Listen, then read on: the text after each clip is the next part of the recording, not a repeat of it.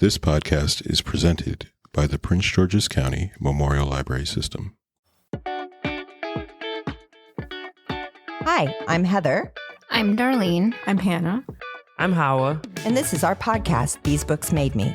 Today we're going to be talking about Akata Witch by Nnedi Okorafor. Friendly warning as always, this podcast contains spoilers. If you don't yet know who can transform into a snake, proceed with caution.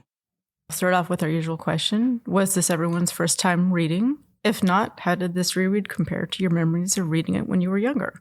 I wasn't that much younger. It was Tuesday. Yeah. But yeah, it was like maybe 3 or 4 years ago when I just decided that I wanted to better my, what is it called when you give people suggestions? Why am I blanking? You need us to cue you. Reader's Advisory? Reader's Advisory, thank you. Oh my God, it's been a week. But yes, Reader's. Sorry. I picked this up 4 years ago because I wanted to better my Reader's Advisory, especially when it came to tweens and teens. And I really like, what is it called? Something Bone and Children? Children of Blood and Bone? Yeah, Children of Blood and Bone. So I had read that and I really liked it. And this was often cited as a good read-alike. Mm-hmm. So I picked it up and I really enjoyed it. I will say, I think the freshness of it the first time around, I just remember really liking it. This time around, I wasn't more critical or anything, but I noticed that it kind of suffers from first book in a series issue where it's so much exposition.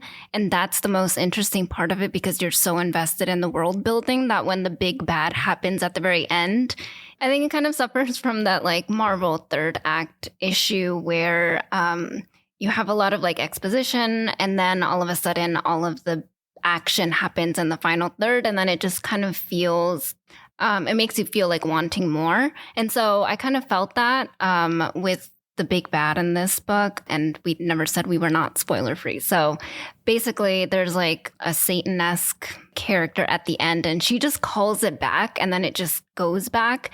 Not much more is explained. And I do think that that's going to be relevant in future books. So I'm not faulting the author necessarily. And it does make me want to read the next books. But that is something I noticed on reread. I mean, you, technically I was younger when I read it, but I was, I don't remember exactly when. It was probably a few years ago, like you, Darlene. And yeah, I really enjoyed it. I love books that are based on mythology and folklore. And I've never read anything that was based on anything from the African continent. So it was really, like you said, it felt really fresh to read something based on Nigerian culture. A lot of the book is setting up to your kind of sunny dipping into the world, and it's fascinating. But part of the book, reason the book does feel so plotty and complicated is because of that. But I really enjoyed reading it the first time, enjoyed reading it the second time. So as always, I'm always the one who's this is their first time reading it.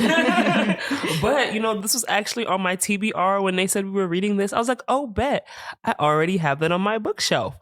I enjoyed it. I feel like I need to go straight into the second book. So kind of like what Darlene was talking about, even though this was my first read, I definitely noticed that.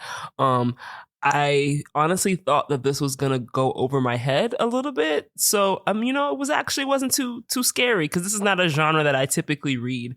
But I was excited to read this one because I'm West African. I'm not Nigerian, but I am West African. So it's kind of cool to be able to read about other West African folklore stories type, Yeah, not my first time reading it either. I read it when it first came out, and I was like Darlene. I had seen it as a potential read-alike to a book that I really loved. So when it first came out, someone had mentioned that it was similar or had some qualities that reminded them of The Ear, the Eye, and the Arm by Nancy Farmer, which is also a sci-fi fantasy that's set in Africa.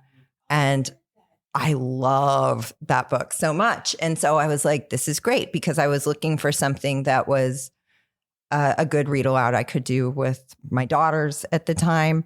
And so I was looking for that. And then I read it and I felt like it was probably a little bit maybe too scary for them at the age that they were at. I loved how she incorporated, culture and mythology with some of the tropes that are pretty foundational to this type of coming of age, exploring your magic type of book.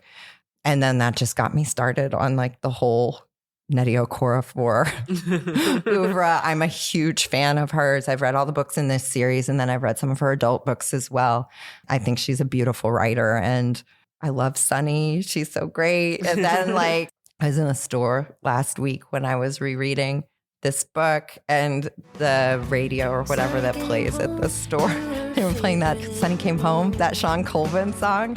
And I was like, oh, it's like, it's destiny that we're reading this book right now. It did. It felt like it was speaking directly to me. Oh. And so I was just really excited about that. And I'm almost done with Akata Warrior again on a reread now because, yeah, the ending just makes you want to keep going because you get really attached to these characters and their arcs, and you want to know what's going to happen with them.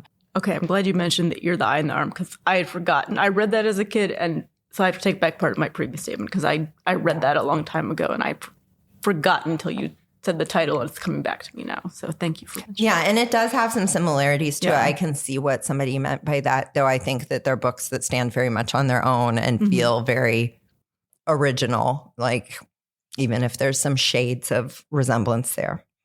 I know y'all can't tell because this is a podcast, but Heather was like smiling the entire time she was talking about this book. You can tell. I don't remember the last time she fangirled over something It this was much. Blue Sky. Yeah. Said the same thing. All right, so I'm gonna get into a little bit of a plot summary. Forgive me in advance if I mispronounce anything, but I'm gonna try not to. Okay. Sunny Nwazu was born in New York to a Nigerian family, eventually moving back to Nigeria as a 9-year-old. Sunny's birthplace and accent are only two of the reasons she sticks out. She's also albino. She plays soccer better than any boy in her neighborhood, but can only play at night. She also witnesses the end of the world in the flame of a candle. School and friendships are challenging for Sunny. She's too good at school, and her former friends are quick to turn on her when peer pressure kicks in. Luckily, Sunny finds a pair of kindred spirits in Orlu, a school classmate and his best friend, the mysterious and unschooled Chi-Chi. They add a fourth to their number when they meet Sasha, a boy from Chicago sent to Nigeria by his family after trouble with police. This unlikely group of friends have something else in common. They are all leopard people. The four friends are assigned to a powerful American leopard person and scholar named Anatov, who now lives in Leopard Knox, a magically shrouded island that is a thriving leopard person metropolis. Sunny begins to learn more about herself as a free agent leopard person, a child with magical powers, and a spirit face born to non-magical parents. The foursome learn how to use juju and their innate magical abilities. They also learn to turn their flaws into strengths and abilities. Sunny's albinism is part of her ability to walk between the wilderness or spirit world and earth and to glide incorporeally when she is in touch with her spirit face, Anwanyu. Sunny learns to glide through keyholes to sneak out of her house to continue her twice-weekly studies with Anatov and her friends. Anatov sends the kids on a series of quests or tasks that both help connect the students to powerful mentors, but also earn them chitim as they gain new knowledge and skills. Chitim is the currency of the leopard person world and falls from the sky in the form of rods of precious metals. The four are also required to learn from books. Sunny acquires a handbook of sorts for free agent leopard people, but also selects, or is selected by, a book about insibity, a magical symbolic language written by Sugar Cream, the head librarian and an elder that Anatov wants to mentor Sunny. In spite of the excitement of finding out who she is and finding true acceptance with her friends, not all is well in the world. A serial killer named Black Hat Otokoto has been terrorizing the community, kidnapping, killing, and mutilating small children. Sunny has trouble at home as her father resents her and is constantly angry with her. Sunny has to lie constantly to her family to continue her magical education because by pact and by force of punishment, a leopard person can never reveal their true nature to a lamb or non-magical person. Sunny learns that her grandmother was a powerful leopard person warrior who was murdered by her student, Black Hat Otokoto. And there's that issue of watching the world end in the candle flame. The 4 students become extremely close as they adventure together, learn together, and challenge each other. They eventually learn that the elders and scholars believe that the 4 are destined to be an Oha coven and are tasked with fighting the Black Hat. They learn that Black Hat Otokoto has been murdering the children ritualistically to call forth a powerful, malevolent female spirit, Ekwensu. When Black Hat kidnaps 2 more children, the coven is sent to fight him. Each of the 4 uses their deepest abilities to successfully save the children, fight Black Hat, who slits his own throat to call forth Ekwensu, and ultimately send Ekwensu back out of the physical world. Sunny returns home and her mother reveals a box from her grandmother set aside for her, containing a letter. From her grandmother, the powerful Nim warrior Ozomina, Sunny learns that Ozomina also walked between the spirit and physical world and is promised in the letter there is more history in her than she can yet know. Sunny feels she finally understands who she is, and the book ends as Sunny looks forward to continuing to walk in 2 worlds. The author's full name is Nedima Okorafor, and from a May 2024 tweet, she said that my full name is Nedima. It means mother is good and equal. Nedi means mother is. Mothers are celebrated anytime someone calls my name, which it's a really beautiful name. All right, so Nedi Okorafor was born in Cincinnati, Ohio on April 8th, 1974, to Igbo Nigerian parents who would take her on many trips to Nigeria while she was growing up. When she was 6, her family moved to suburban Chicago in South Holland, Illinois. In an interview, Okorafor describes experiencing overt racism while growing up as part of one of the only Black families in the neighborhood. She also attributes her exploration of the wild and empty suburban spaces in that area with cultivating her love of flora and fauna. She dreamed of being an entomologist and also excelled in sports, tennis, and track. However, when Okorafor was entering college, that scoliosis that she had been diagnosed with at 13 became severe enough that she underwent surgery. She experienced a rare surgical complication and became temporarily paralyzed from the waist down.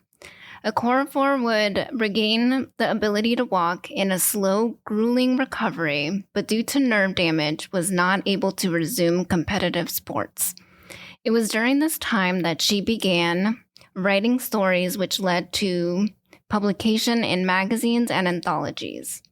Okorafor would go on to earn a bachelor's degree in rhetoric from University of Illinois in 1996, a master's degree in journalism from Michigan State University in 1999, a master's degree in English from University of Illinois in 2002, and a PhD in English from the University of Illinois in 2007. Okorafor's first novel was called Zara the Windseeker, published in 2005, which featured a 13-year-old protagonist in a science fiction fantasy world with special abilities. After writing several books for children and young adults, she turned to adult fiction with Who Fears Death, published in 2010. Akata Witch, the first in the Insipidity script series, was released in 2011 to much critical acclaim. She won Hugo, Nebula, World Fantasy, Locus, and Lodestar Awards. Nedi Okorafor lives in Phoenix, Arizona, with her family and works as a professor at Arizona State in the College of Liberal Arts and Sciences, Humanities Division. She has a daughter and 2 cats with their own Twitter accounts, Pumpernickel, Pickle Periwinkle, Chukwu, Okorafor, and Neptune, well, I can't say, Onyedike Okorafor the cat. I guess just to kick off the discussion, I think it's really clear that the author brings a lot of her own experiences into this book in the form of the characters. And I think it's interesting because we've often seen books where the main character is clearly like an avatar for the author. But in this, I think she has woven pieces of herself into all of the main characters. You know, you can see with her scoliosis that comes up with Sugar Cream, with her like affinity for sports. You see that in Sunny. with her love for animals. You see that with Olu. And like, I think her impulsivity, which if you follow her on Twitter, she kind of references that. Sometimes you could see that in Chi-Chi a little bit. Mm-hmm. And then her upbringing in Chicago, I think, is echoed with some of Sasha's experiences. I think that's really cool that like all of these characters are little pieces of herself. Yeah. And notice all the bugs and insects woven throughout the book. So you see her sort of her entomological, love in there. Yeah, I felt like this was one of those books where obviously there's a main central character, but I think that she did a really good job of fleshing all of the characters out in such a way that you care about each and every one of them, and you almost forget that Sunny is the protagonist, which I think is really different from others that have kind of this like sort of ensemble or like a core friend group, because there's always like one specific person, and like I feel like that series doesn't let you forget that they're the main character. But I think at some points I would forget that Sunny was the main character because I was like so invested in all the characters. She's not the chosen one to an embarrassing everyone fades into the background degree.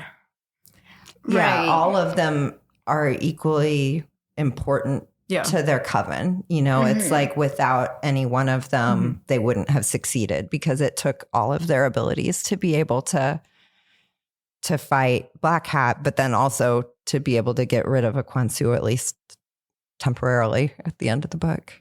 Yeah, and they could have had her do everything really, because when Chi-Chi does the last juju that came to her mother in a dream from Sunny's grandmother, I was like, that was such an interesting thing to do because it could have just come to Sunny, but it's like Sunny's not skilled enough to do a complicated juju like that, so it makes sense that it wouldn't come to her in a dream. So I was pretty like I kind of wanted that connection between her and her grandmother, but then I was happy that it didn't happen that way because it really wouldn't make sense for the plot of the book because Sunny is so new and to you magic. get the connection at the end when she gets the box and the letter. So I think like she tied that up well so that it wasn't like, oh, well, Chi-Chi knows more about Sunny's grandmother than Sunny does. Though I guess that is sort of a theme of the book is like everyone knows more about Sunny's family than Sunny does because, you know, she's coming into it as a free agent and she hasn't had any kind of background. And, you know, her mom knew that something was different about her grandmother, but she didn't know what it was. And like even her mom talks about knowing that there was a sameness in the difference, like that she and her grandmother were the same because she found the chitim after Sunny glided through the keyhole the first time and she left it on the floor because she didn't know how to carry it with her at the time. And so I think that that's an interesting piece too, where the mom is like, I don't know what you both are, but you're special. And like, I believe in you and I understand that. And the grandmother even acknowledges that in the letter, like proactively that like, you know, if your mom's giving this to you, it's because she believes in me and she believes in you and she knows that this is for you. Yeah, which is very beautiful because I think Sunny does explain early on that her mom is a really devout Catholic, and a lot of, I guess, like her reservations at the beginning, like her reservations around magic were, I think, from having an upbringing of being in a devout Catholic family.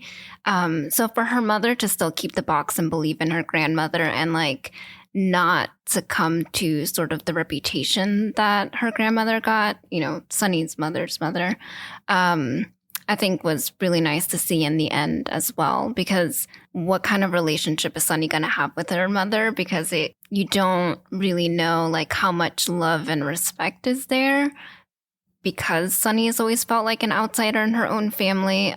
So yeah, I thought it was tied up really nicely. I agree because there were definitely some points where I was just like, oh, like, is this going to be a problem for her mother? Like, and then her mother like was always really hesitant when it came to her bringing up her grandmother, but it turns out that it was just more from like a place of like, I guess almost like protecting her in a way, but like I thought it was like the mother rejecting the grandmother, but I think it was more so like, okay, protecting her until she felt like the time was right to share that with her. So I really like that, especially because like we already see that her father does not like her, wanted her to be a girl, wanted her to be a boy, probably maybe has some feelings about her because of, you know, her albinism, but also just like he says that he's seeing things in her that she's seeing in that the mom said she saw in the grandma. And also makes me wonder, like, if the mom maybe regrets sharing even that little bit about her mother with her husband. But I don't know if he knew that because she shared it. I mean, it sounds like everyone knew the grandmother. It sounded like it was a because she had reputation. such a like non-traditional Because the way he life, said like it, not marrying but still having children. Yeah. He said something like, you told me that yeah. that's around the age that she started sneaking out or something. And then that's when she came home pregnant. So, I don't know. Interesting. But yeah.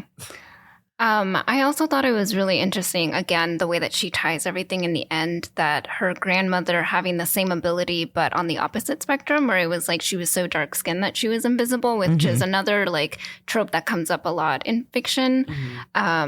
Yeah, I thought that was really interesting too, because I kept wondering, I was like, okay, that albinoism makes sense to me, like why that, you know, like half in the spirit world kind of thing. I understood where they were coming from with that.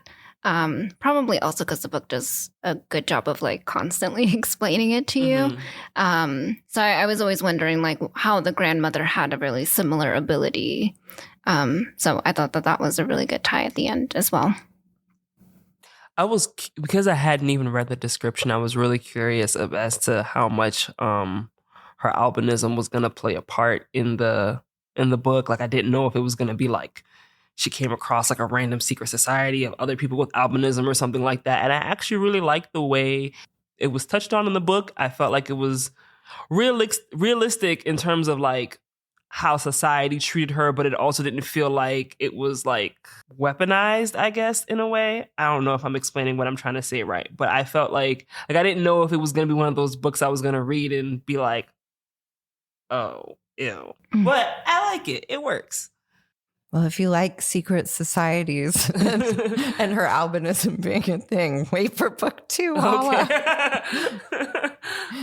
It's certainly a trope to do the like, well, your weakness is actually your greatest strength thing. But I do think that they handle that in this book in a fresher way than it doesn't feel particularly cliche when you're reading it, even though that is a pretty like well-established trope, I think.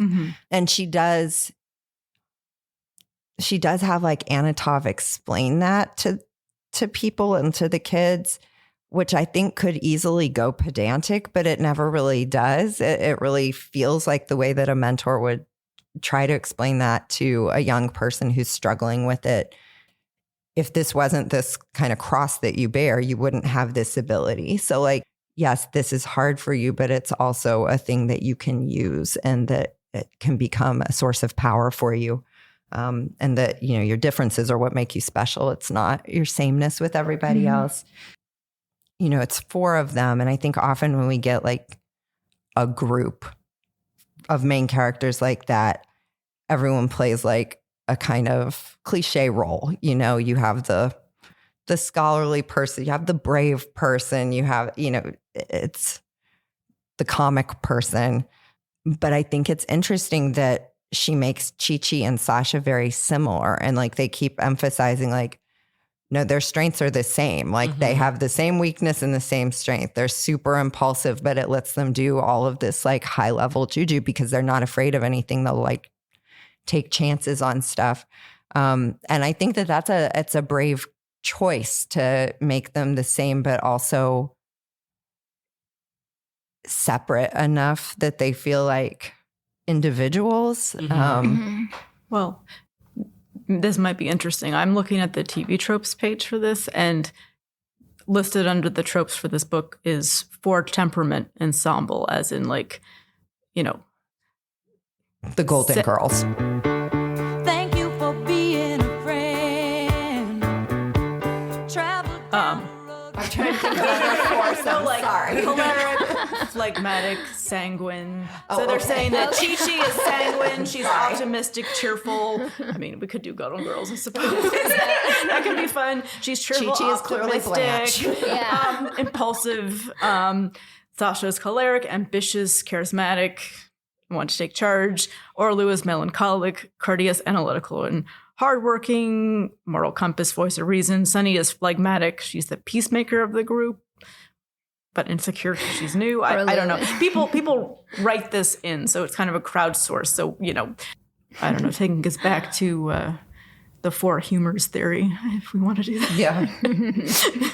Now I was trying to reimagine them as the Golden Girl. We have Malox and estrogen.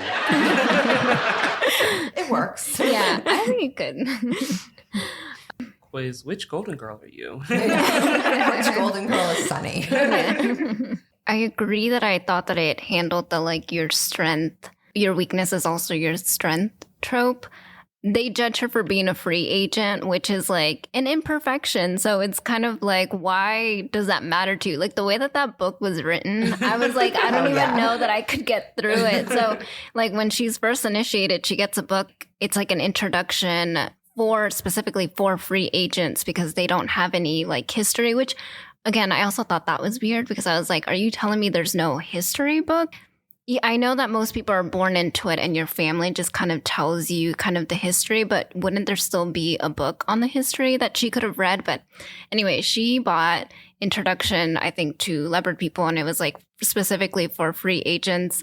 And in it, the author is the most condescending person ever. Do I detect a hint of condescension? I'm sorry, was I being too subtle? Just basically being these are the things you're now open to and you should be grateful for it. But at the same time, try not to strive for more because this is the pinnacle of everything you're going to be just be happy that you even know that there's a world outside of lambs or regular people. She basically said, yeah, maybe just don't. Maybe just don't. Lower your expectations. Yeah, so it was just really interesting that hypocrisy still exists there. Even if they are, in a sense, saying oh yeah, the way that the West or the rest of the world really views imperfections as something negative and strives for perfection, we as Leopard People don't. But at the same time, it's there's a lot of prejudice within their communities as well. And it's highlighted by Sunny again, even in that world, because she is a free agent. She didn't have anyone that really taught her about her kind of spiritual line. What I thought was interesting about the albinism, to go back to that, is I looked up albinism as a medical condition, also sort of its presence around the world and some of the prejudices and myths about it. And apparently a lot of people, it's some of the sources that said as much as most people with albinism experience vision problems. I don't think Sunny is described as having any problems with her vision. So in the next book, because okay, I must have missed that. No, and I read in so it gives you, or the ebook that I read gives you a bit of the next book. It kind of lets you read a preview, and she talks about it. She said it's never been as bad. It comes as, up in the it comes up in the second book. Yeah. Okay. So she's wearing glasses, and she's not really happy about having to wear glasses. Okay. But she said that her vision's never been great, but it was passable, I guess. But then finally she went to an eye doctor, and they were oh yeah, I think it's time for glasses. Okay. Yeah, and she talks about how now that. For context, once she becomes in touch with Anyanwu and her spirit face, her ability to go out in the sun is greatly improved because before she couldn't do anything, the sun would harm her. And once she's in touch with her spirit face, she's able to be in the sun, but her eyes never adjust to it. And so in the next book, they do talk about it's painful for her eyes to be in the sun, even though she's okay. And I do feel they maybe mentioned that once, in the soccer passage when they're at the games, at the Zuma games, that it's bright for her, something like that. But her vision does become an issue. I mean, if you have less melanin in your eyes, you have less natural protection against the sun, I think in general. She gets those glasses that are the automatic. Yeah, they what do you call the transitions glasses? Yeah. For those with transitions lenses, the future is already here. She doesn't like them. Yeah, I felt bad for her. I was oh, I want to keep reading. I mean, there's a lot of deep-seated prejudice kind of around the world, it sounds so. Yeah, to riff on that a little bit more, Sunny gets othered by her classmates especially. But Her it's former friends, which I'm curious Yeah. about that. Sorry. no, that girl didn't seem like They she were would so have ever mean been a to friend. her. Like she just seemed really mean. Chikaru or something was her name. But yeah, so she gets othered at school. She gets othered by her family because her dad is very much like, did not want a girl, did not want an albino girl, did not want a magical albino girl, and like really has very like low hopes for her and is very angry at her. But I think like Darlene said, we see othering throughout the book. Like it's not just Sunny. She gets othered for being a free agent leopard person. So within the leopard person world, like sure, they're a little bit more accepting of the physical difference, but they're not so much of the free agent thing. But then you see it with other characters too. You know, like Sasha's coming primarily because he's gotten into some criminal trouble related to the othering that was happening to him at home as a Black young man in Chicago, you know? And so I think it's really interesting how she shows just a variety of the ways that we put people in boxes and that we distance ourselves from people. Because it really happens to pretty much all of the characters on some level. There's something that they are somewhat ostracized for, or like a box that they're put in because of some quality that they have. Because even Chi-Chi is kind of like, everyone just acts like she's a loose cannon and she's a nim woman, which sort of is an othering kind of thing as well. Like they can't marry. They live this, I don't know, like more austere lifestyle because they sort of forego material things. Almost everyone we encounter gives some telling of a moment where they were othered. Because like even Anatov, he relates to the racism in the U.S. because he was also American. Sugar Cream, I can't remember if it was in this book or in the next one. But, you know, she talks about the othering that happened to her because of, well, the scoliosis, but also because she was raised by baboons. You think you just fell out of a coconut tree? As a child? Yeah, she did kind of mention that. Yeah, she did. Oh, right. So the scoliosis was not because of the snake thing. That's true. She was born that way. Or, Yeah, I don't know. She was born that way, yeah. but it's what gives her that ability to shift, she says. So she's othered for that. And then, you know, we kind of see like with her grandmother, the whole town thought that like Ozomena was, you know, really weird. These guys are just weird. That's who they are. Because she had a whole life with this man, but refused to marry him and was different than other people. She was blacker than some of the other people, but that ends up being part of her ability to glide. It's a really interesting through line in the book where everyone experiences it on some level. That's an important thing to tell kids, you know, like from an empathy perspective. It's giving them the tools to understand the, like, I feel this way when this happens to me. This thing that's happening to somebody else is kind of similar. So I can imagine what that would feel like. Yeah, I love how it's like the bigger things and the smaller things as well, because it could be albinism, right? But then it could also be like, there's a passage that was like, very, very short people tend to make plants grow, and those with bad skin usually know and understand the weather, which I was kind of curious how does that work? How that was related, because everything is kind of like their ability is somehow related to the sort of like magical thing that they can kind of just naturally do without juju. Curious about that one. But yeah, it was even like small things like that. It was like all these like small imperfections also kind of help in your ability and your strengths.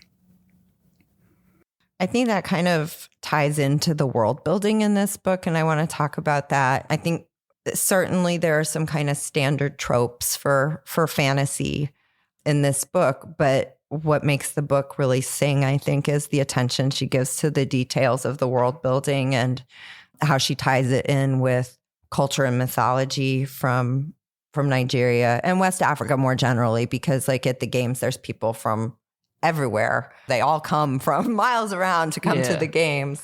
I really like how that she incorporated people from like all over the diaspora, like not even just people in like from Africa or West Africa. Like I like how she had like Sasha and Anatol. Like I actually was not expecting there to be characters who were like Black American, which is also something that I was curious about because like with the title, like the word Akata like is a derogatory word used towards like Black American people. So I was really interested to see how that was like incorporated into the book. So I'm very pleased. I had no expectations going into this book, but I know Heather loved it. So I guess that kind of gave me a little bit of expectations.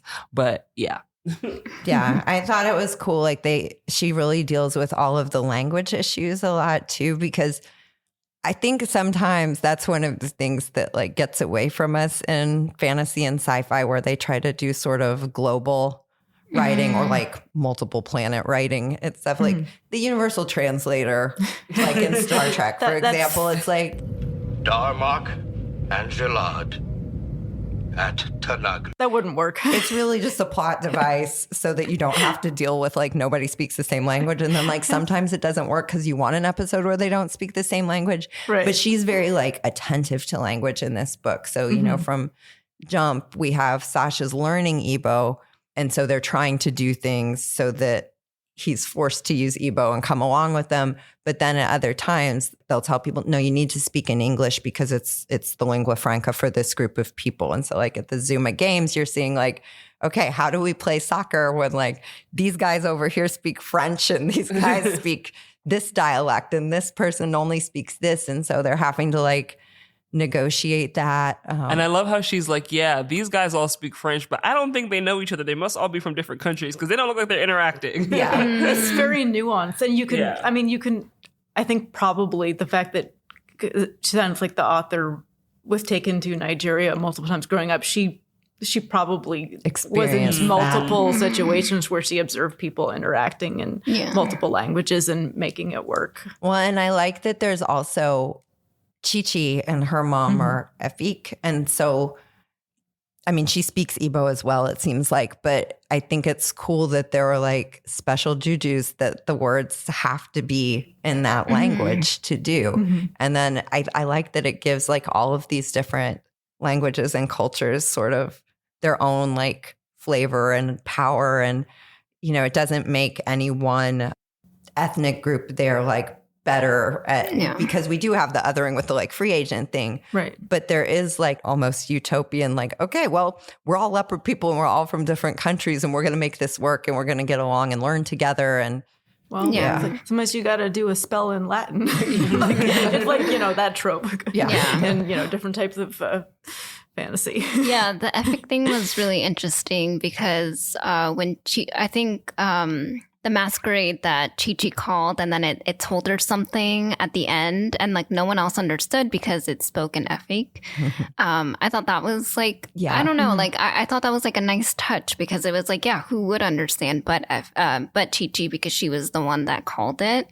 And so it was giving her a message. And then I thought, again, a nice touch was the tension toward the end when there was like a round table of like the elders, and I think they were asked to speak English, and then there was like tensions around that. And, and, you know, like the way that they think that Sasha and Sunny are just like, well, they think more so Sasha kind of embodies that like sort of impulsiveness and like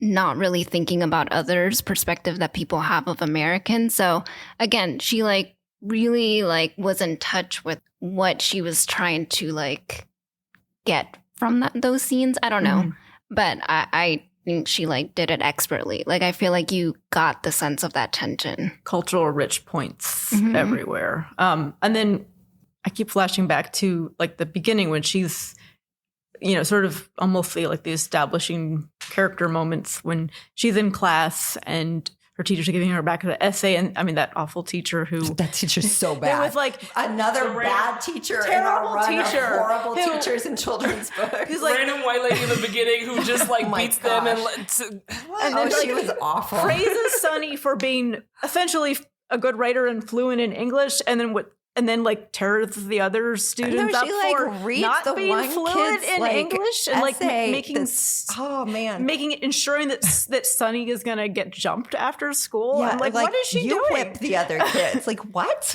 Like, what are you doing? That's not a reward for doing a good essay. That's a punishment. It's very much damned if you do, damned if you don't. Because the kids are like, well, why did you let her beat us? You would have been softer. If she had beat them, they would have beat her up anyway. Like, she couldn't have done anything right there.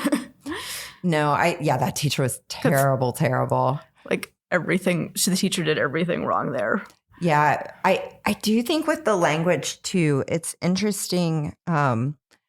We learn a little bit, not a lot. And it becomes very important as we go. But the Incivity language, which is, it's basically a magical language, right? But not all leopard people can learn it or acquire it or read it. It has to like speak to you basically.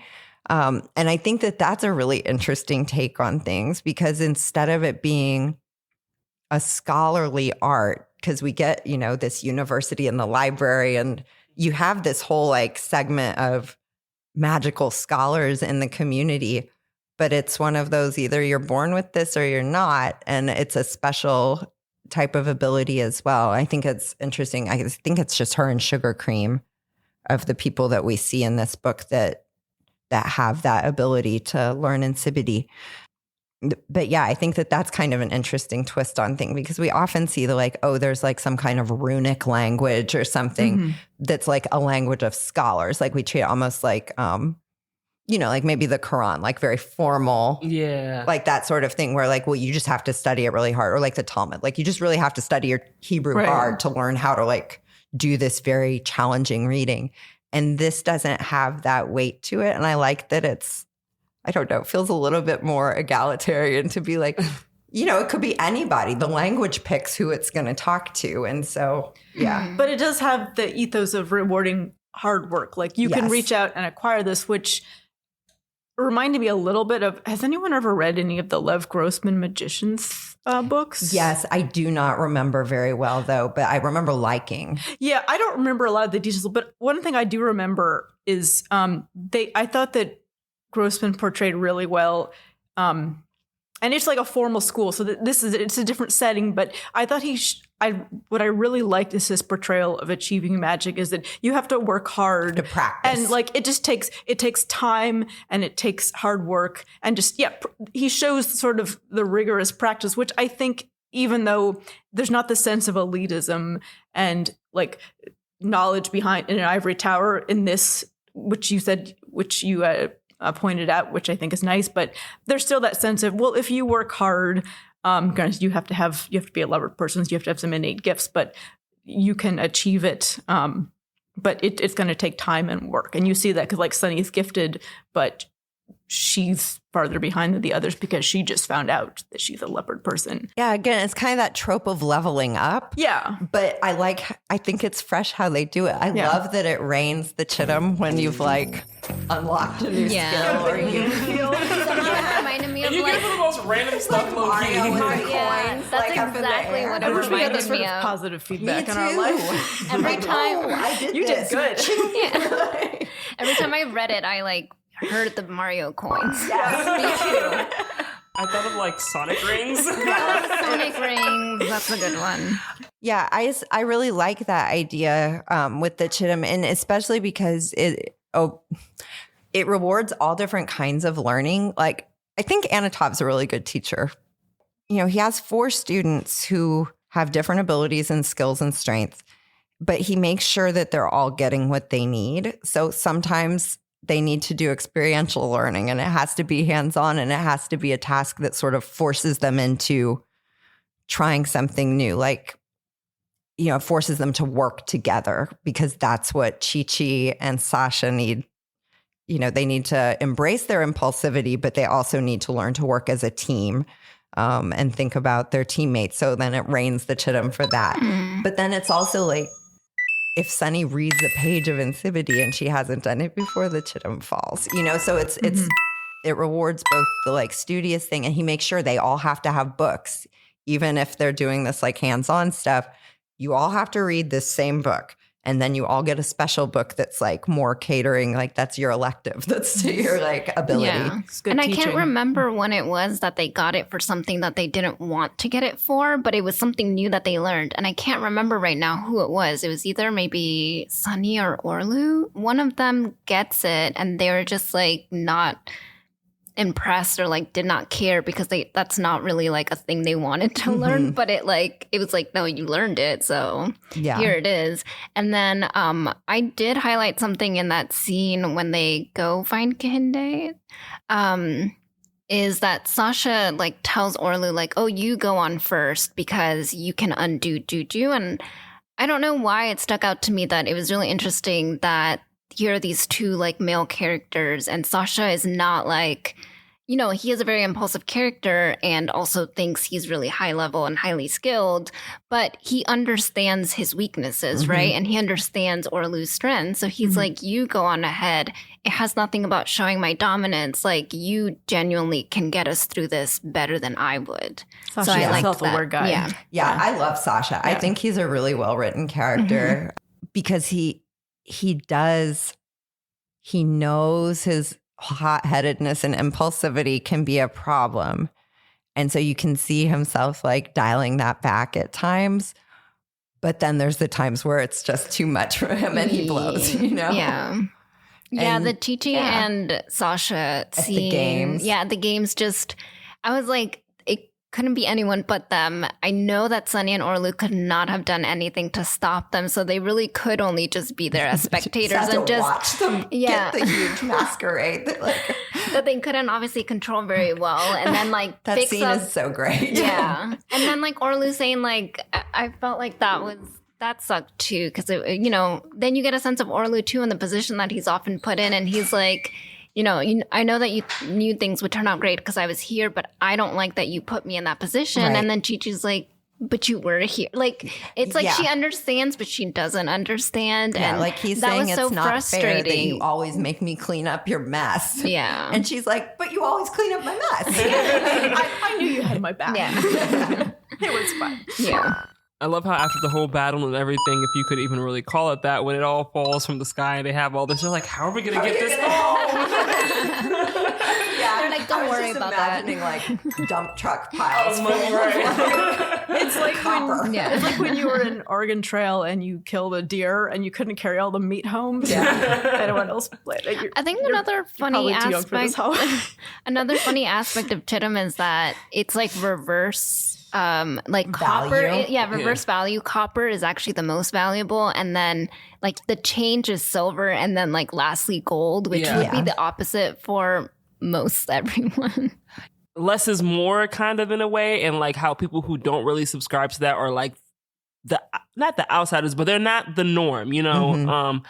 So I thought that was really interesting. Did you guys talk about the? Sorry, I zoned out. I was just gonna say like the extravagance of like what seems to be the extravagance of like when they went off on that trip to the Zuma games. The Zuma games, yeah, like that just seemed really like interesting, and like the whole like but also kind of like, I want to say like, why are you taking children to this? But I guess these aren't just like regular children. These are children who have these magical abilities. Like for her to see, what was his name? Mystic Nick. Mystic Nick get. Yeah, that's a really horrifying scene. Yeah. That poor guy. I will say, I thought he was going to win. Yeah. I thought he was going to win too. But maybe he did win in the end now that he was wanted to be a guardian angel. Yeah, maybe. Because he had known his whole life that was coming. He just didn't know when. Yeah. I was going to say that like that whole like part of the plot made me really anxious because I was just like, I don't know what trouble they're about to get into. Like, I felt Sunny's anxiousness. She was just kind of like, I really want to be here. But at the same time, my mom thinks I'm at like Chi-Chi's house. Yeah. Like, that's not exactly where I am and like at several points she could have died. And then, you know, and so she's like, they don't even know about this place. Like, who's going to tell? Like, every time she's like, who's going to tell them? Like, if they see my body in this way, she says it like multiple times because there are multiple times where she could have died. I like that the author did that, that you kind of like Felt her anxiety. Yeah, you felt her anxiety throughout the It's very realistic. Yeah. Mm-hmm. I also like that Sunny had that conversation with what's his face? He had Mystic Nick. Mystic Nick's wife. I think her name was Kariatsu. Yeah. So I like that they had that conversation, and she was basically just like, basically he's very selective with who he spoke to. So, yeah. But also it was kind of dark when she was just like, yeah, I guess I'm not Mrs. anymore. Yeah, I thought that was really heartbreaking. Yeah. But also that she took a moment in her grief and probably shock to like have that conversation with her. Spend the time with Sunny as well. And it's like, okay, well, I can see why the two of them were a couple, because they both understood that like this young person needed something from them in that moment. They ride the funky bus to get there. Or the funky train. The funky train. So they ride that to get there. And then they're weirdly like put up in this very fancy, hotel suite. In a like named chain, which I think is so funny too. Hilton. All right, sorry, I wasn't sure if I was supposed to say that. Yeah. It was a Hilton. Was it Hilton or a Marriott or something? Yeah, but yeah, Hilton. it's at like the high end, like non-leopard person hotel. And it's interesting watching them discuss that because, Sunny goes in and she's like, whoa, like this is the greatest room ever. And then you have on the other side of that, it's like, this is gross. Like, this is just an example of how capitalistic, some of our people have gotten. Which is wild, because doesn't Orlu's family, live does he also live in a hut? Or does he live in a bigger home than... He lives in a bigger home because... I was going to say, he lives in a bigger home than Chi-Chi, right? Yeah, but it's because, I think it's to definitely differentiate Chi-Chi's like in a shack. Yeah, like Chi-Chi's family, because they are Nim, I think... They have to live that way. Yeah, they kind of devoid themselves of worldly possessions. Yeah, okay. So there is that difference. And they do say that his parents like nice things. Mm-hmm. I think he was just thrown off by the extreme opulence. This is this really nice hotel, and then everything else kind of doesn't quite look as nice. It's kind of shabby and Well, and you also have the two more powerful leopard people from that region are both talked about as having used their power for gain, financial gain, not even in the magical world, but monetary gain. I think they say both of them are attached to oil companies. Mm-hmm. But you can't even fathom how rich they really are. Right. Yeah, But I love the soccer match. I think it's great. Yeah. And just, again, there's something so relatable to me about being the girl that's told you can't play this sport, even though that you're better than a lot of the guys telling you can't play. That was so fun. Yeah, it was. And I certainly was not. Sunny is seriously Pele good is how they depict her in the book. She's magically good at soccer. But I totally got that. I remember being a kid when I was 7 or 8 and I wanted to play football with the boys at recess and they wouldn't let me. And I was better than them. And they did eventually let me. And I even love that, even though they didn't win, they got more chittum. They did. The other team was so disgruntled. And they're like, but we won. It's doesn't really matter. I did also back to the scene where Sasha and Chi-Chi raised the masquerade. They do this really extreme thing. That's very dangerous. They call this masquerade a spirit out of the spirit world, and it goes pretty horribly wrong until Orlu kind of fixes things. But I think it's so funny that they did all of that. There was really no reason for it. It was just because Chi-Chi was beefing with this guy that she maybe kind of liked, and it was basically she got double dared to do it. And she was like, oh yeah, I'll show you something. And then it was so wrong. Everyone's getting attacked by the insects and stuff. And I love the way that scene is drawn. They're in this nice dance kind of thing that they've put together for the young people, and it's all decorated and there's good food and everything. You're really feeling the vibes, you know? And she's just yeah, I'm going to raise this insect monster thing. Because I can. Out of the dirt just to show you. And the thing is, no one asked.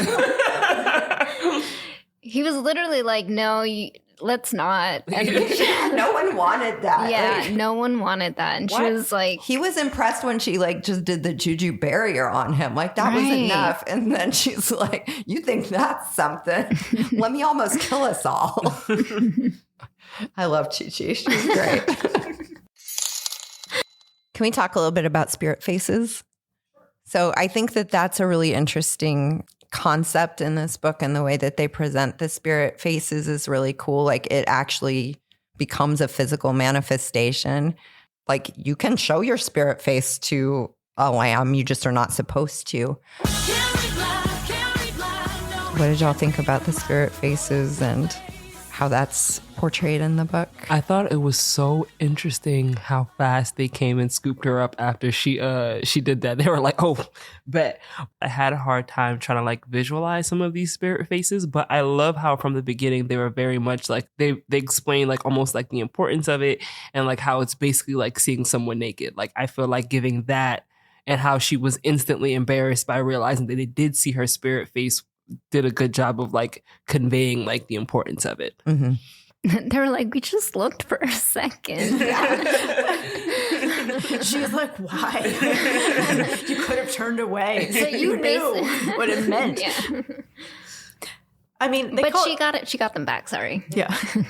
I mean, I think it's interesting that they call them spirit faces, and yes, it affects their face, but it affects their whole person. Mm-hmm. Like their abilities, their body language, what they're able to do. So call it a spirit face almost doesn't describe accurately the full transformation. When Sunny's walking in the wilderness, like when she is going between the two worlds, it sometimes seems like, oh, if you're in the wilderness, your spirit face is your manifestation of yourself. Like other people in the wilderness would see you as the spirit face version of yourself, not as you are in the material world.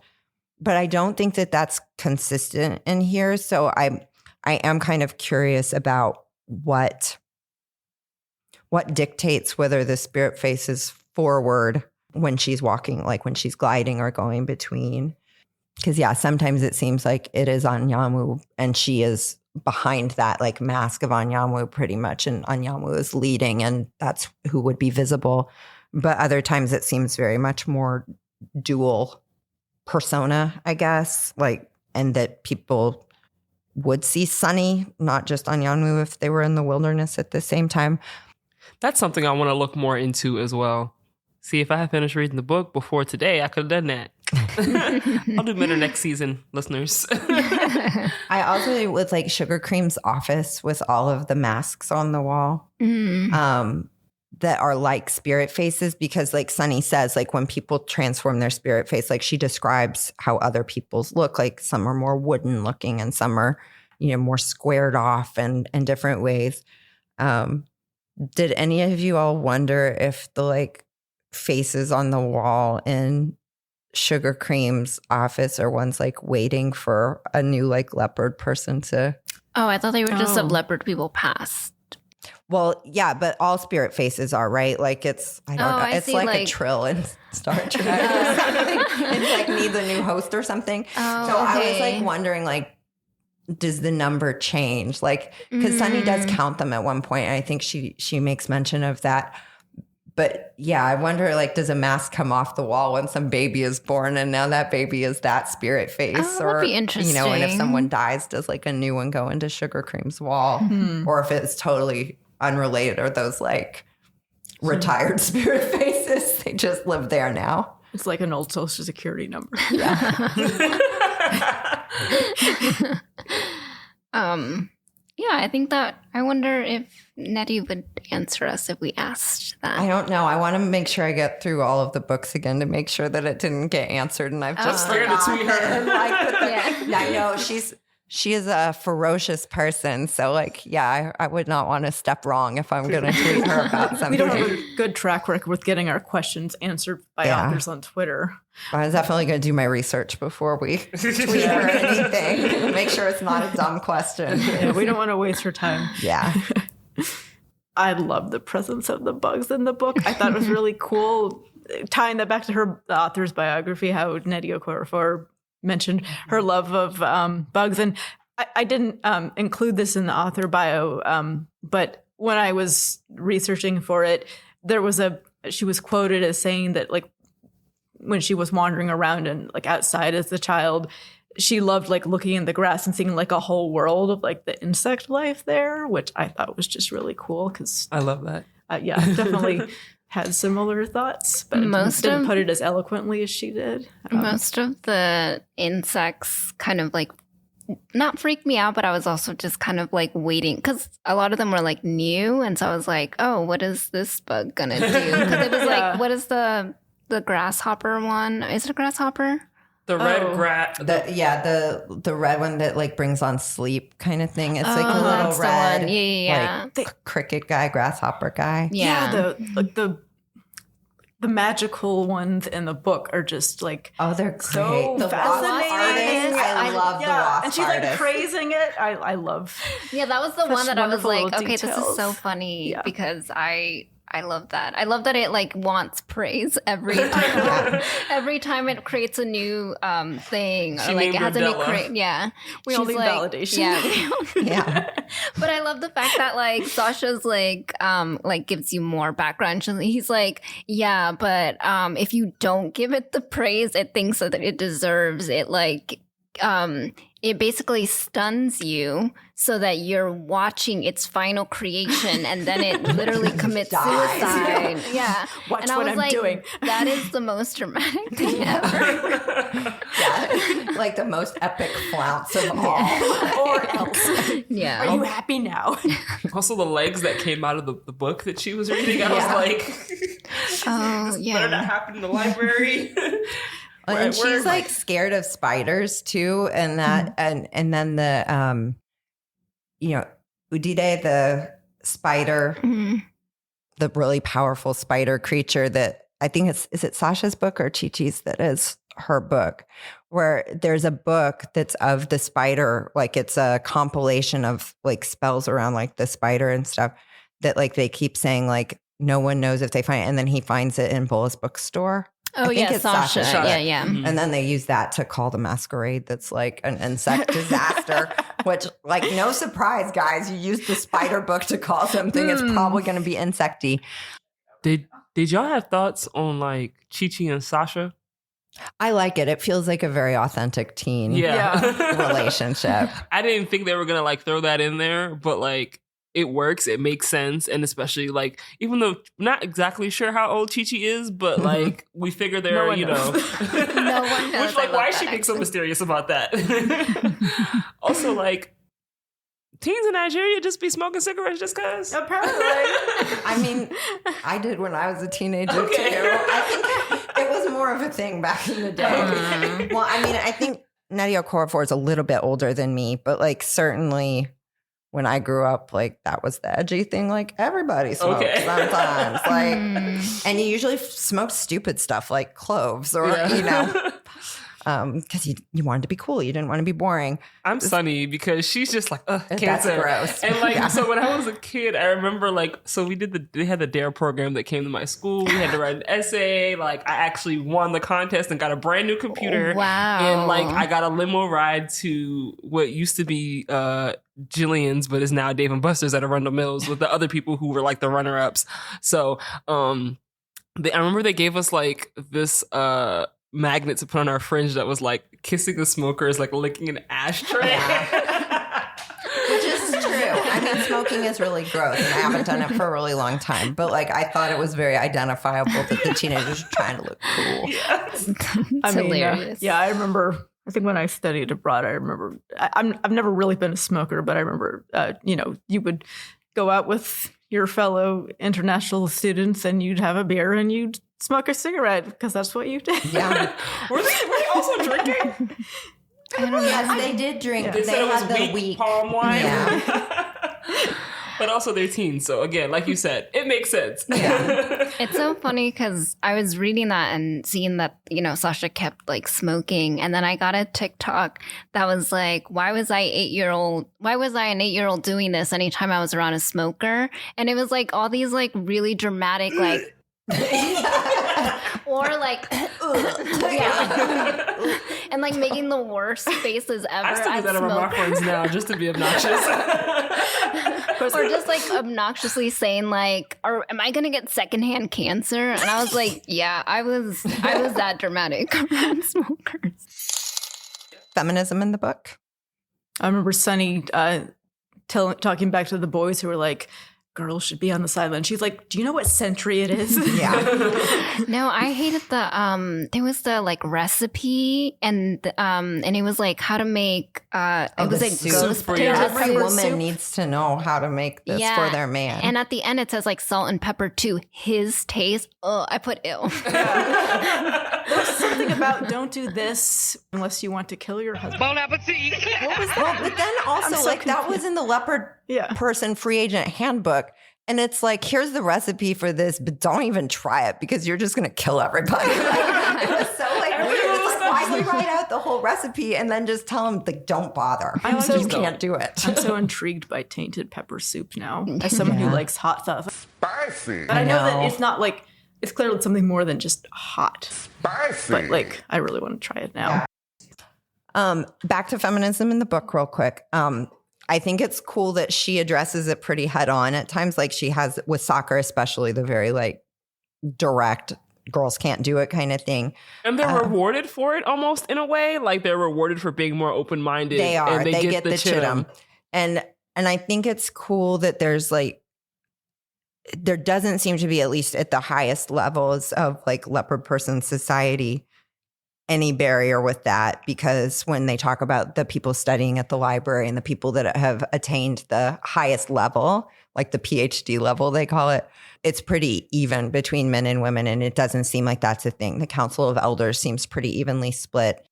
So I think at times she's showing like the leopard world really wants to be egalitarian, but there's still a lot of cultural holdovers that like you still have to deal with. And I think that that's a cool approach because it's where we are now, right? It's like, well, yeah, certainly in many ways we're in better shape than the 50s, but there's a lot of stuff still there. So you don't want to get too like, woohoo, we did it, when it's not even close to the work being done, you know? I think Orlu kind of embodies that a bit, where it's kind of like, he understands that there is a strength in Chi-Chi and Sunny, but then other times, again, that cultural stronghold is kind of like, he's like, oh yeah, you can't do this because you're girls. Like, we're guys, so it's different. And so it's kind of like, he's a good character to kind of see like that struggle is still present. And that's interesting too, because Sasha is really progressive on it in so many ways, because he is, and he's sort of the two boys in the group, and maybe just generally, like,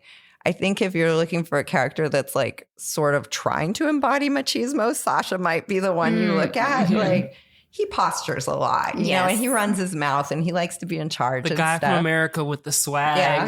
But he's like, no, you're going to let her play and she's going to embarrass you. And he really is an advocate for her. I love that he did that. I do too. Yeah. But then he's horrifically jealous when Chi-Chi like has attention from other guys. So, you know, it's like the work's not done. Yeah. But you know, everyone's trying. Everyone's at different levels. He's a flawed person. He's a kid. You know, it's realistic. His heart's in the right place.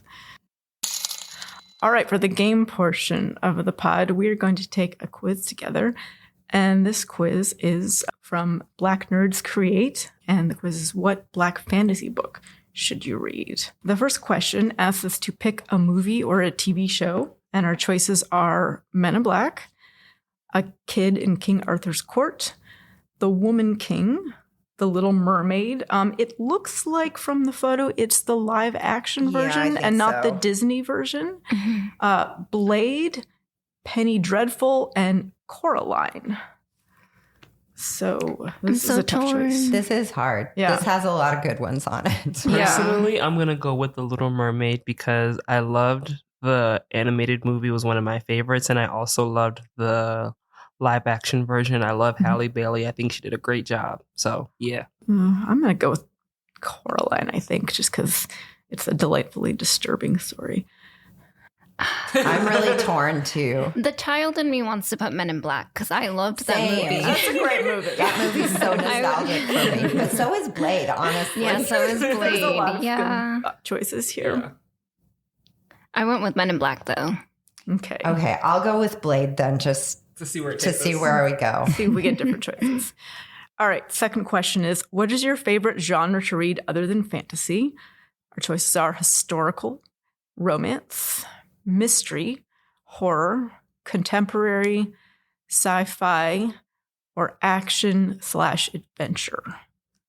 I'm very much torn between romance and contemporary because overall I'm a huge like contemporary fan, but I've been in a real romance kick this past like year, so I'm gonna go with romance. Yeah, this is hard because like it's like what month are you asking? Yeah, like what's my mood that Right. day? Definitely a mood reader, so I feel that.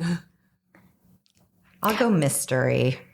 I'm torn though because I love sci-fi too, but Yeah, I'm torn between those two. Torn between horror and sci-fi. I love the range that we have here. Yeah. I was going to say, like, how dare you ask a librarian what's their favorite genre? it's like picking your favorite child. You can't do it. I'm going to go with mystery, though, because I've been on a really big, cozy mystery. Yeah. I guess I'll go with horror. I think I've been reading more horror than sci-fi recently. Okay, now we have to pick an element. Water, earth, fire, and air. I'm gonna pick air. Fire and just tell y'all that I completely scandalized my whole family when we watched Avatar: The Last Airbender, and then they were asking, "Well, if you could be an earthbender or water, what would you be?" And I was like, "Well, obviously fire." And they're like, "Why?" I was like, "Well, because you can kill people." Well, no, but like the air nomads, they were like, you could literally snuff out like oxygen from people. And they Yeah. were like, if they weren't so peace loving, they really could do a lot of damage. The thing was that I was like, well, if I couldn't do that, I'd want to be a bloodbender. So I guess water. It's like you have to think about yourself living in that world and like give me the power then so that I don't get killed. Yeah, that's fair. Yeah. Kill or be killed. Yeah, I can't look at these options and not think of Avatar. So It's the I'm same. gonna go with water. All right. What's your zodiac sign? I guess we don't really choose this one. No, we just are what we are. Yeah. We are. Unless you're on the are. cusp. Well, I'm a cusp, but you Yeah. still, You your still day all is on- one you're still more on than one the side. other. Yeah. Yeah. I'm last day of Leo. So I'm a Libra. Oh, so you have a birthday coming up. I'm a Capricorn. I'm Sagittarius. I'm almost a Capricorn. Wait, so you guys chose your elements? Because you're fire, you're air? Yeah. Yeah. Dang. I was like, no to Earth because I was. I am very much an Earth. But sign, our though. Leos and Sagittarius is both fire? Yeah. yeah. Oh, okay. Pick a color. Blue, green, red, black, yellow, or pink. I don't even have to think about this one. It's green. Blue. Yellow. Blue. They should have had purple. It should be orange. Where's the orange? Yeah. These are limited choices. A relative dies and leaves you clues that hint at foul play. What do you do? I don't believe they're dead. I've got to rescue them. Go to the authorities. Plot my revenge. Launch my own investigation. Strike a deal with a dangerous magical being to bring the relative back. Enlist the homies to help. Take up their cause and accomplishment no matter what. Or cry. That's Cry. me crying. Nobody should strike a deal with a dangerous magical being because it always goes so poorly. We know what happens. We don't want that. Realistically, probably plot my revenge. I would launch an investigation first, maybe, but I think assuming that it was foul play, plot my revenge. Well, one leads into another. Yeah.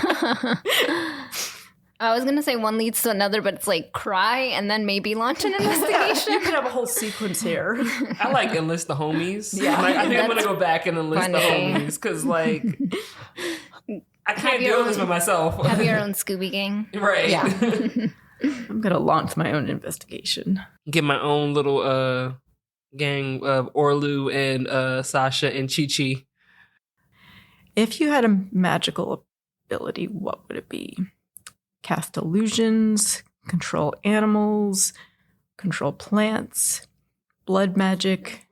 I don't really want blood magic. I wanted blood bending so I could kill people. I'm sure that's equally as devastating, though. Whatever blood magic means. Invisibility, flight, mind reading, control water.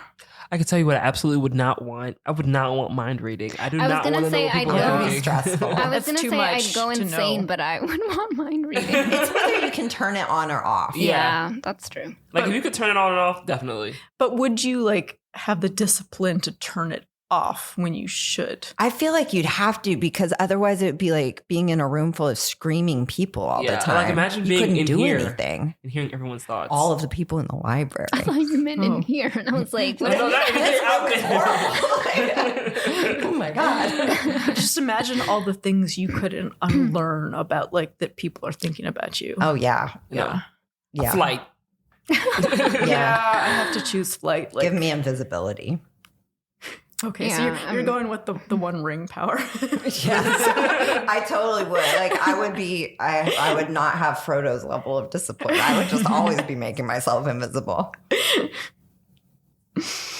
Okay, Gollum. Yeah, you can't catch me, you can't see me.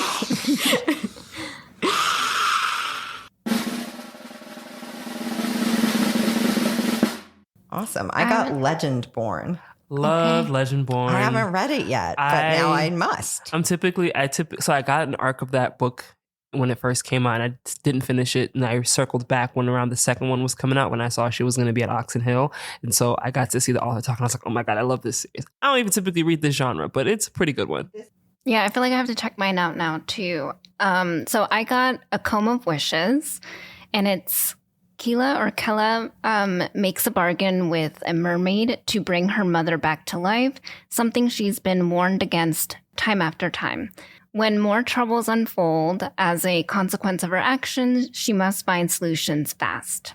So the book that I got is called Son of the Storm by Sui Davies Okungbowa. And it says, when Danso stumbles across a warrior wielding magic that shouldn't exist, he's drawn into the ancient city of Vasa's darkest secrets. His journey beyond its borders leads him to a discovery that could bring him down an empire. What happened to you? The quiz rejected. Oh no! I got a, hey, smiley face, this type form is now closed. It would have been awesome as it was made with type form. What's that? Check out type form. I don't know what happened. Can you put your answers in again real quick and see what happens? Maybe let me try it in a different browser.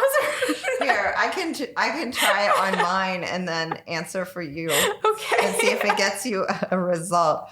Well, I clicked I want a different book, and I think it'll let me take it again. Oh, damn, no, it didn't let me take it again. Except it is taking a while to load. Yeah, we broke the quiz. It's taking forever to load. It wasn't meant to handle this much They said, traffic. look, this is a Black History Month quiz, and it's July. Why are you here? You waited too long. Each episode, we ask whether our book passes the Bechdel test. The Bechdel test asks whether a work features two female characters who talk to each other about something that doesn't involve men or boys. So, does it pass? Yes. Mm-hmm. Yes. Of course, I feel like there's a good amount of scenes, but the first thing that comes to mind to me is, when she sits and talks to her mom. Yeah. Yeah, I was thinking of that too. They definitely have all sorts of conversations that are about family and identity and safety and Even like the letter she gets from her grandmother, I would say that's a conversation between two women that is focused on them, not men or boys. I love it. I do too. Yeah. And she even has a conversation with like Sugar Cream, who's her mentor or becomes her mentor. So. Well, that's it for this episode of These Books Made Me. Join us next time when we'll discuss a book in which our main character has a Hello Kitty themed bedroom. If you think you know which book we're tackling next, follow us on Instagram. We're at These Books Made Me, and drop a comment on our Guess Our Next Read post.